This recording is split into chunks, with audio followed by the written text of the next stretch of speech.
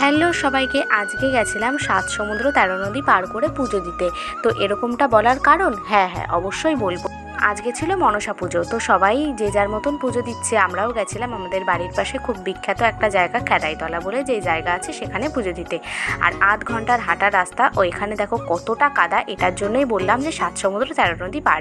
পুজো টুজো দিয়েছি, একদম আধ ঘন্টা হেঁটে রাস্তায় গেছি, আর প্রচুর ভিড় হয়েছিল। আর তারপর দেখো পুজো তো দেওয়া কমপ্লিট, এবার তো গলাটা ঠান্ডা করতে হবে, সেই কারণে একটু আখের রস খেয়ে নিলাম। আর তারপর আবার হাঁটা শুরু করলাম, আর হাঁটতে হাঁটতে মেন রাস্তাও ধরে ফেলেছি আমরা। অনেকটা হেঁটে চলে আসার পর তারপর একটু আইসক্রিমও খেয়ে নিলাম। আর এই আইসক্রিমটা খেতে আমার ভীষণ ভালো লাগে। পছন্দের খাবার পেলে কি করে ফেলে যায় বলো তো। তো এই করেই একদম মেলার থেকে বাড়ি চলে এসেছি, আর বাড়িতে এসে একদম ফ্রেশ ট্রেশ হয়ে একদম শুয়ে পড়েছি। আর এনার্জি নেই একটুও।